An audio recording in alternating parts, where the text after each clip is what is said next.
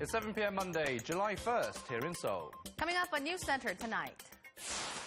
South Korea summons Japan's ambassador to lodge a complaint following Tokyo's decision to strengthen restrictions on high-tech exports to South Korea.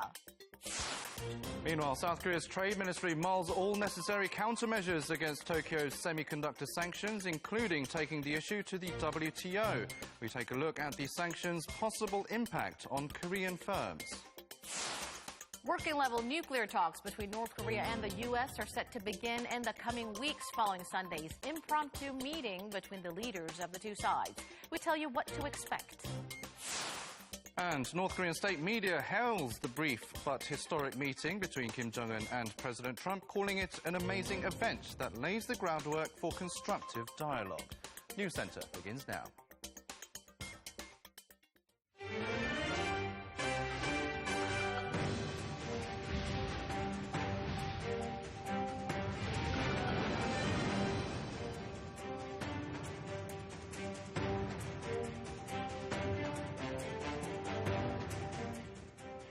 Good evening and welcome to Arirang News Center. Live from Seoul, I'm Han Daeun. And I'm Do Aram. Thank you as always for joining us this evening. Our top story tonight, it appears the diplomatic tug of war between Seoul and Tokyo has spilled over to the trade front.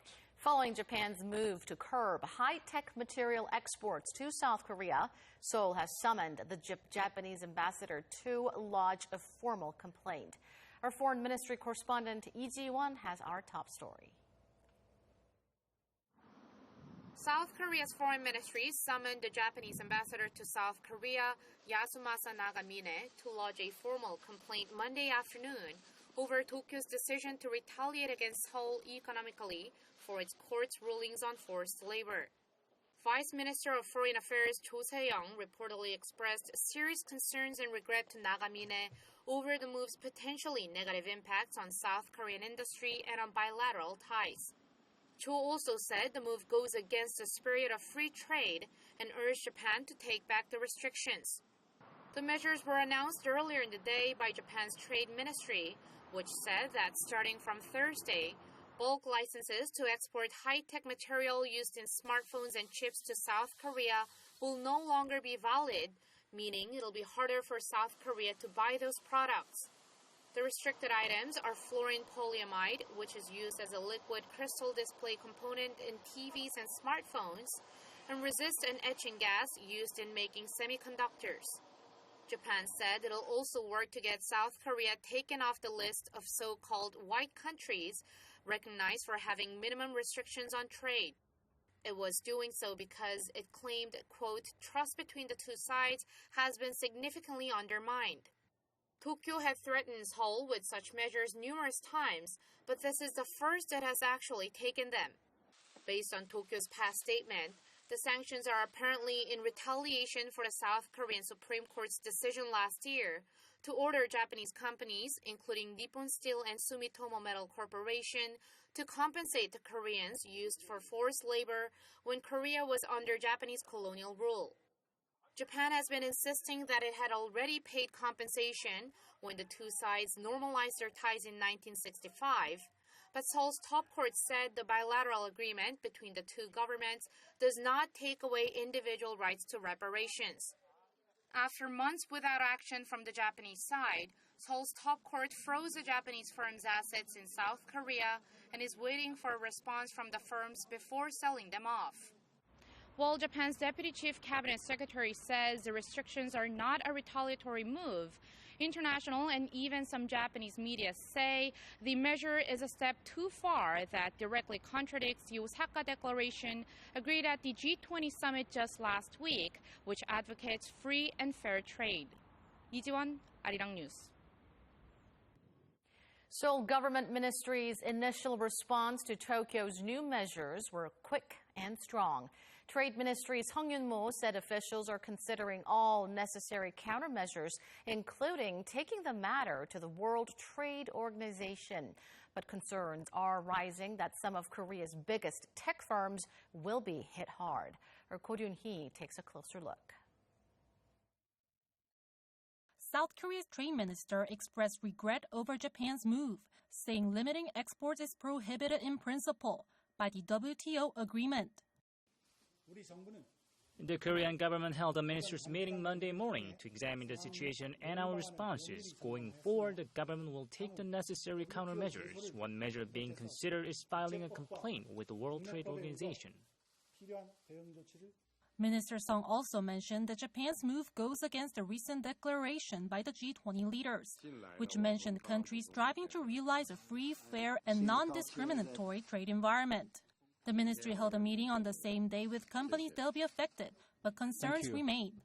This is because Japan's restrictions will cover high-tech items necessary for making semiconductors, and they could impact Korea's chip exports, which last year accounted for 1/5 of the country's total exports. 2 of the 3 items announced by Japan are related to semiconductor manufacture. One is called resist, the thin layer used to transfer circuit pattern to the semiconductor substrate. The planned export restriction is likely to affect tech giants like Samsung Electronics and SK Hynix because Japan accounts for about 90% of the global production of the item. The other is etching gas, and Japan produces around 70% of total global supply. One other item, called fluorinated polyamide, is used for making displays used in Samsung and LG smartphones, and Japan accounts for about 90% of the global supply of this too. Some analysts are downplaying the possible impact on the local economy. According to an analyst from KTB Investment and Securities, the restrictions will persuade the tech giants to find suppliers in Korea, which will benefit local companies making related materials. However, it may not be that easy to find other firms capable of making the materials at a low enough price. The reason why Korea didn't look for markets other than Japan is because of cost and technology. Japanese firms like Toshiba and Sharp are among the most powerful companies in the world that are capable of producing items with that level of technology at the current cost. So it is good to solve this trade conflict diplomatically.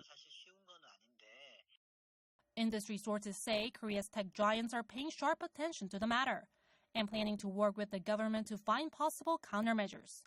고르니, 아리랑 뉴스. Data shows South Korea's exports declined in June for a 7th month in a row. Korea was again caught in the trade war between the U.S. and China and the falling prices of semiconductors. Our Kim Dami has the details. The outlook is gloomy for South Korea's exports, with the latest data showing outbound shipments have fallen for the 7th consecutive month in June. South Korea's total exports were around $44.2 billion last month. Imports also fell by more than 8% on year to around $40 billion. That's down more than 13% compared to the same period last year, and is the largest on-year drop in the past 3 years and 5 months since a 19.6% fall in January 2016. The ministry attributed June's fall in exports to the worsening trade dispute between the U.S. and China, as well as falling semiconductor prices. It's a relief that the U.S. and China agreed last week to resume their trade talks, but that doesn't mean Korea's exports will turn around right away. Instead, Korea needs to increase its competitiveness in exports by developing its own advanced technologies. Automobile and shipbuilding exports rose, but outbound shipments of semiconductors and petrochemical goods fell sharply by around 25% and 24% respectively. As of the end of June, prices of semiconductors had dropped by 33% compared to the previous year. Exports to China, Korea's #1 trading partner, went down by 24%, the biggest on-year decline in 10 years. To cope with the sluggish exports, the government aims to boost trade finance to $102 billion in the second part of the year, pouring in around $60 billion in the third quarter. And to help diversify the country's exports, the government will announce export innovation measures in July. Kim Dami, Arirang News. South Korea's presidential office of Cheongwade says Seoul has been briefed by the United States on the recent meeting between the leaders of North Korea and the U.S. Shin Se-min with the details.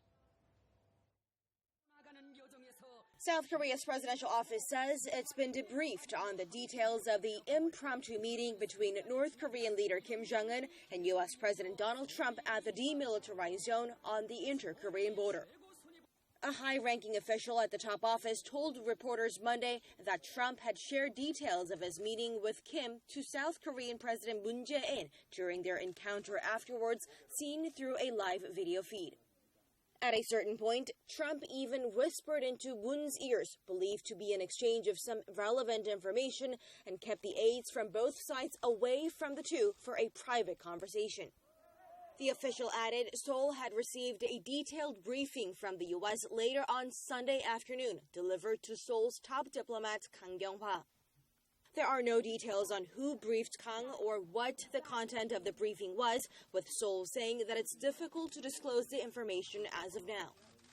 The official also confirmed that Yoon Gong-young, the director of the Presidential State Affairs Planning and Monitoring Office, headed the preparations for the DMZ meetup, including logistics, protocol, and media coverage.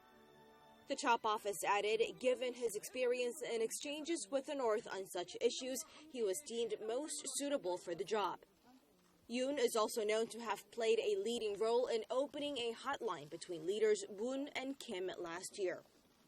Through the impromptu meeting at the DMZ Sunday, leaders from the two Koreas and the U.S. have proven once again that their top-down approach to peace talks is still viable, perhaps hinting at more similar meetings down the line. 신삼민, Arirang News.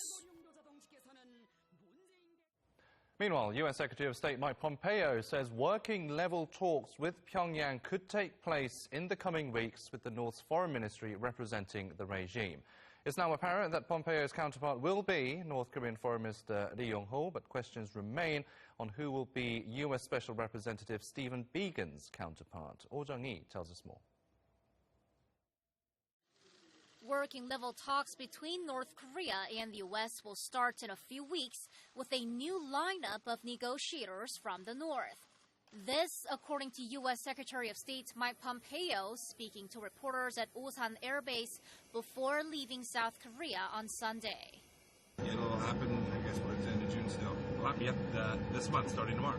So sometime in July, probably the next 2 or 3 weeks, probably around the middle of the month, would be my guess. And a place yet to be determined. But the teams will gather, they'll start working, they'll start exchanging ideas. Pompeo said that Washington's new negotiating partner representing the North will be Pyongyang's Foreign Affairs Ministry.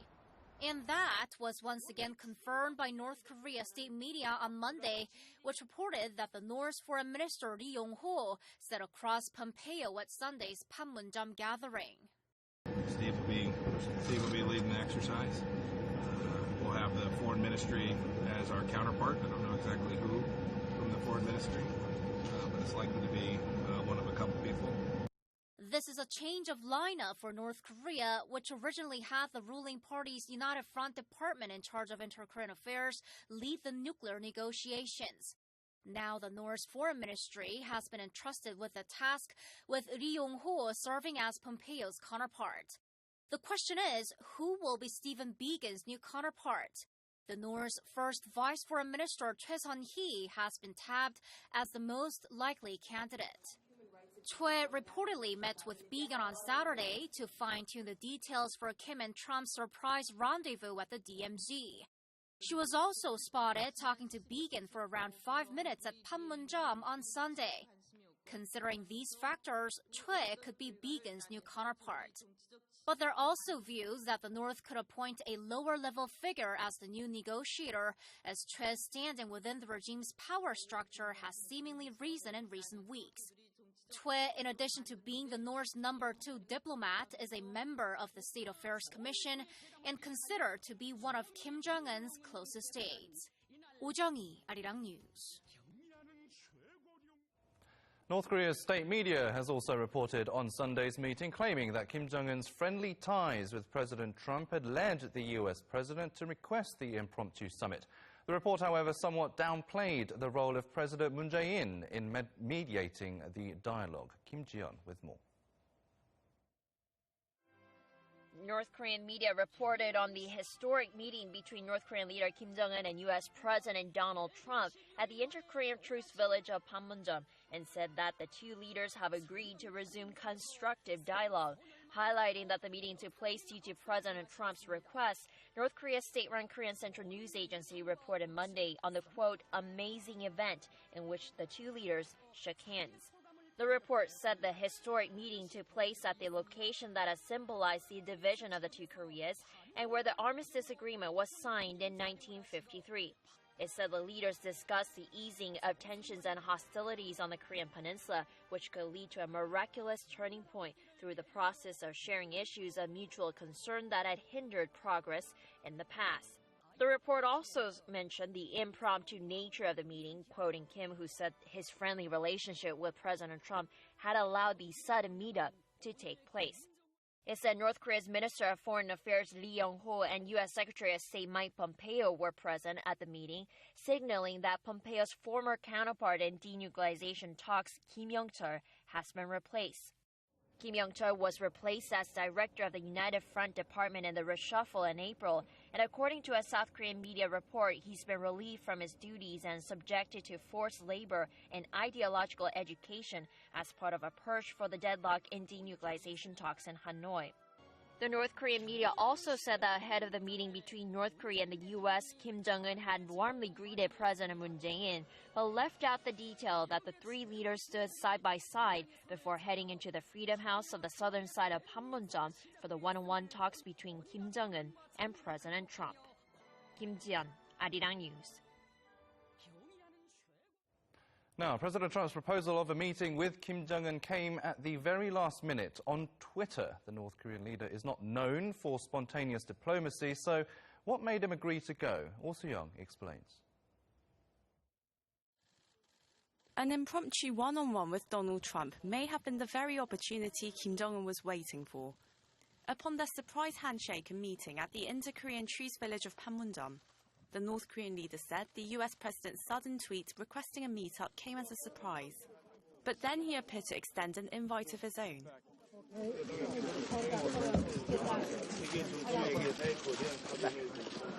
the time is right and President Trump has a chance to visit Pyongyang, it will leave a great mark in the political history of the world. Observers say the unexpected meetup may have been unplanned, but it came at an opportune time for the North Korean leader. If you look at the North Korean daily Rodong Sinmun, it says Kim accepted the U.S. president's request and agreed to meet him, so that would significantly help him reinforce his status as a dignified leader to the North Korean people. Also, in terms of denuclearization talks, it seems Kim wanted direct one-on-one communication with Trump, not through his aides like Pompeo or Bolton, so this provided that breakthrough. Fresh momentum for dialogue was created between Pyongyang and Washington through Kim and Trump's historic encounter at Panmunjom. And it's notable how this momentum was revived by the interaction between the top leaders themselves, rather than between working-level officials, coming off their recent exchange of friendly letters. Oh Soo-young, Arirang News. Now, let's dive deeper into Sunday's Kim-Trump meeting, and for that, I'm pleased to be joined by Dr. Kim Hyun-wook, professor at the Korean National Diplomatic Academy. Professor Kim, it is a pleasure to have you come in today. Thank you very much. Now, Dr. Kim, it's very rare for a meeting between two leaders to happen at the last minute with all the logistics and security and whatnot, and many would say it's especially harder for a spontaneous meeting to happen between Kim and Trump, because there's a lot of things to work out there. Why do you think Kim showed up at the last minute at the DMZ? What is more surprising than Kim's appearance, I think, is President Trump's offer of the summit meeting by tweet. I think he also wanted to use this kind of meeting for a lot of purposes. For example, domestic politics of the United States. So and so for maybe Trump was not sure whether Kim Jong-un would really accept his offer of summit meeting. But we have to think about what kinds of negatives and positives Kim would, gain from this summit meeting. I think, Kim Jong-un doesn't really have much to lose from this summit meeting with President Trump. I mean, he has not been successful in the Hanoi summit, which has such tremendous damage in domestic affairs in North Korea. So I think, after Hanoi summit, he, changed all the, personnel and channel of, dialogue with the United States, all the people who are dealing with negotiation with the United States now. So I think he needs to some kinds of momentum to go back and recover and go back to the, talk with the United States. So maybe it was very surprising for Kim Jongun to see the tweeting by President Trump. So right after about 5 hours, Choi he had discourse in the central TV of North Korea, in which I think felt that North Korea is really desperate to have dialogue with President Trump. So I think first reason that he wanted to get from the summit, I think, is that Kim Jong-un wants to recover his legitimacy in his power in North Korea domestically. And second, he definitely needs to resume talks with the United States. Now he has support from China in economics and security affairs. And I think one of the reasons, the third reason maybe, would be that there might have been some promises and agreements between Xi Jinping and Kim Jong-un about continuing talk with President Trump in exchange for Chinese support for the North Korea and security and economic issues. Talking about resuming talks, now after that brief summit, they agreed to resuming working level talks in the coming weeks, maybe in the middle of this month. Discussions so far haven't played out so well.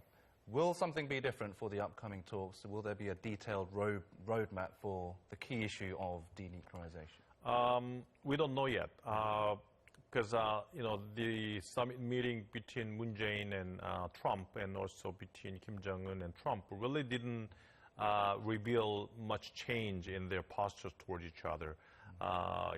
President Trump, after his meeting with Kim Jong-un in front of press, talked about the comprehensive deal, comprehensive agreement, which is still the purpose and the goal of the United States, and also the sanctions should be maintained continuously in the future, and also about the possibility of the summit meeting, maybe in White House or wherever.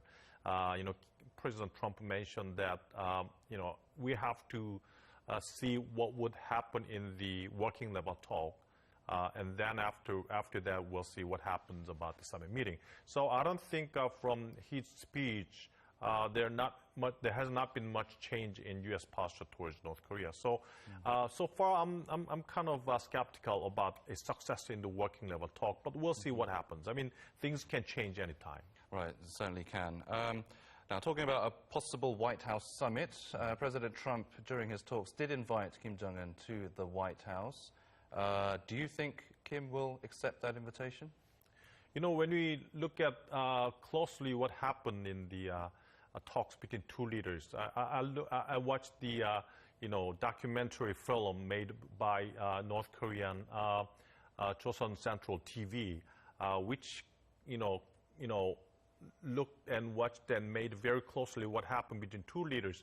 And the offer for summit has been made by Kim Jong-un first. Kim Jong-un invited Trump to Pyongyang, and then afterwards, Trump invited Kim Jong-un to White House. So I think, they're eager to have summit meeting in their, places rather than the other person's place, which is very important for the domestic politics. I mean, President Trump in the middle of, general election, I think he needs to use this kind of summit meeting, holding it home, Washington, D.C., which I think would have a very tremendous positive effect in his election. And also, I don't think he would have much time to go abroad for summit meeting, because he needs to focus on his election. And Kim Jong-un, I think, rather than going to Washington, D.C., I think having summit meeting home, inviting President Trump to North Korea, Pyongyang, I think that would also be very good for consolidating his power. But we don't know yet. That's just exchanges of, possible summit meetings. Of course, the good thing is that, according to the, Joseon Central TV, it's stipulated that the two leaders promised that they would have a summit in the future. So I think, it's very rosy now, but it all depends upon what happens in the working level talk. Right. Now, looking at things closer to here, President Moon Jae-in, he's been described as more of a mediator for the North Korean leader Kim Jong-un and President Trump, and he stepped aside during Sunday's talks. Why is there a reason he's positioning himself more on the sidelines rather than getting into the thick of it and playing a more active role? I think he knows the importance of the U.S.-North Korea talk. I mean, of course, he mentioned about the importance of the Kaesong complex to President Trump. Kaesong complex, industrial complex is very important for the North-South talk and the peace in the Korean Peninsula, all the things. But I think, nevertheless, he knows that in order for that kind of North-South talk to be more successful in the future, first thing that have to come up is the denuclearization agreement between North Korea and the United States. I mean, North Korea condemns South Korean behavior and also denies the role of South Korea as a mediator. That whole thing is because there have not been agreement between North Korea and the United States about denuclearization and sanction lifting, all that things.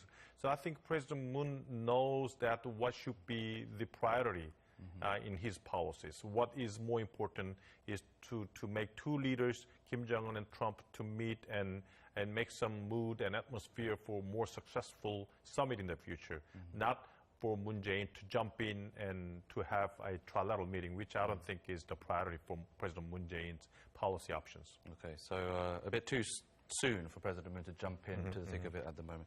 Okay, Dr. Kim, I'm afraid that's all the time we have for you for now, but you will be back for News in Depth after our newscast, so don't go too far. Thank you for your insights so far. Thank you very much.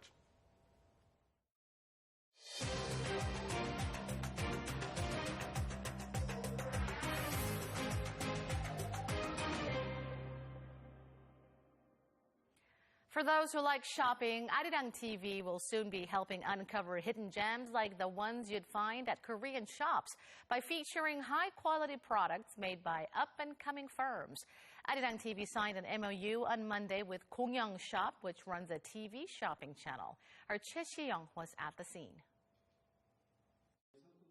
Arirang TV will be helping small and medium companies go global. Here's the Korean Minister of Small Business and Startups who was at the signing. Today's MOU is the first step to achieving co-prosperity and coexistence in the market. One of the most difficult hurdles for venture firms is securing a market presence, especially overseas, so there is a need for this sort of synergy. The two sides will work together to create eye-catching content that gives a platform to small and medium firms in Korea so they can showcase and sell innovative products overseas. The presidents of Arirang TV and Gongyoung Shop see lots of potential for the project. Here they are earlier today. We will do our best to help small business owners go global and expand their business network overseas. This is not about talk, but rather practical results, which we will deliver. SMEs had no avenue to enter overseas markets. By creating excellent Korean products, which are growing in popularity along with the rise of K-beauty and K-pop, I believe there's a huge market potential through synergy with Arirang TV. Gongyoung Shop has a user base of 8 million people. It helps small and medium firms build a market presence and provides them with a channel to sell their products online. Choi Si-young, Arirang News. With the movie Spider-Man: Far From Home set to premiere in South Korea at midnight, main cast members Tom Holland and Jake Gyllenhaal held a press conference in Seoul earlier today. Our Kan Young-woo tells us what Spider-Man and Mysterio had to say about the movie. But this film is about Peter Parker and Spider-Man realizing that he needs to step up and fill this void that was left behind by Iron Man and become an Avenger, and he's no longer the friendly neighborhood Spider-Man, he's the friendly world-saving Spider-Man. So it's just a film about a young kid growing up and figuring out where he belongs in the world. Taking on the role of a Marvel superhero for the first time, Gyllenhaal had one thing in particular to say. I never really knew how much I would enjoy wearing spandex. Gyllenhaal said the opportunity of playing the role of Mysterio came along as he was looking to let his imaginations run wild and have fun. I think he is pretty extraordinarily intelligent. He has superpowers, but I think his best superpower is his intelligence and his ability to strategize and to see a number of steps ahead of everyone playing the same game. When asked about what it was like to work alongside Gyllenhaal, Holland said the two hit it off from day one, and built on their chemistry as the tapes were rolling. It was awful. No, it was great. It was a lot of fun. Like I said before, I was a huge fan of Jake's growing up, and I always really enjoyed his films. So I was really excited to get the chance to work with him. And then what was even better was when we became such good friends. While promoting the movie itself, the two actors did not forget to show their appreciation to the Korean fans. You guys were so kind to us when Spider-Man Homecoming came out, my first Spider-Man film. Everyone here in Korea was so supportive, so thank you. Kamsahamnida, and I hope you enjoy Spider-Man Far From Home. You're such a lovely country, and it's been such a lovely time here, and I cannot wait for you all to see this movie. You may think you know what you're in for, but get ready. Building on the anticipation of many fans over the latest Marvel film, the latest release in the Spider-Man franchise premieres at midnight on July 2nd, Korea time. Gongyoung, Arirang News.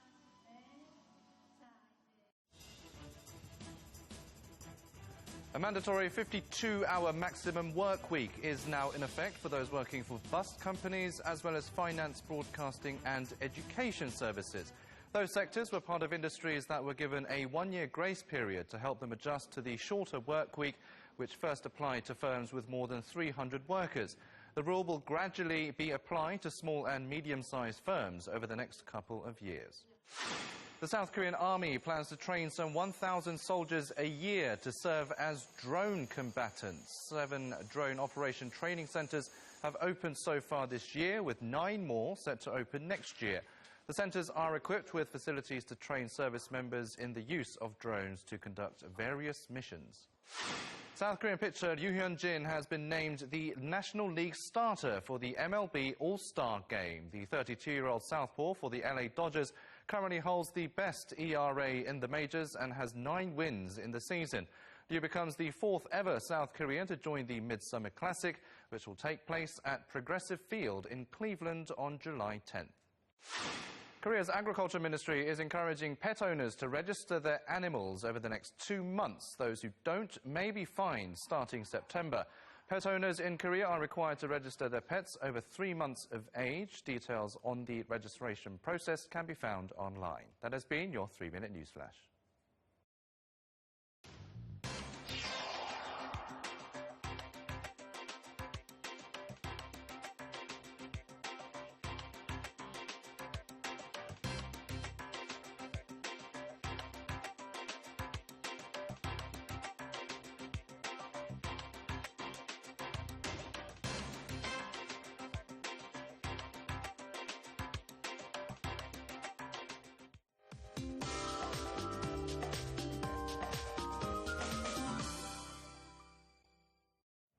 Seoul was hot and sunny, whereas the southern regions and Jeju Island were covered in rain clouds. Let's get more on the weather from our Michelle Park at the Weather Center. Michelle, what's the latest?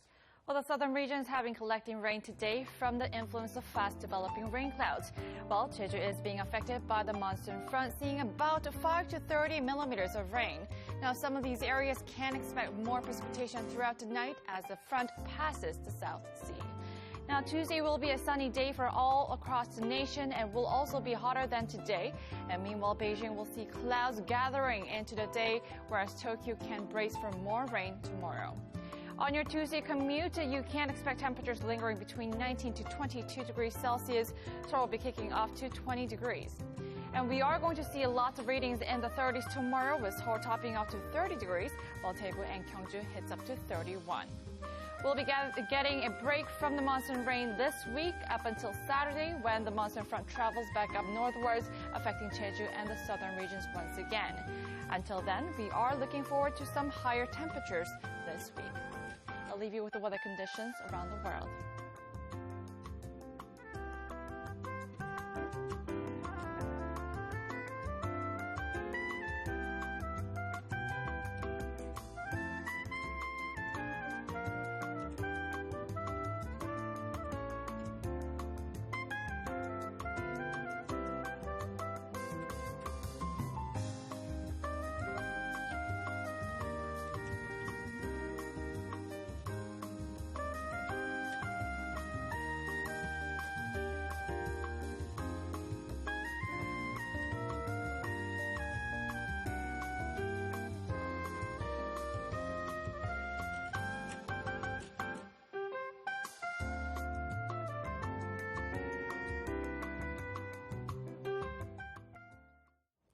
That will wrap it up for this edition of Arirang News. Thank you, as always, for watching. News in depth is next.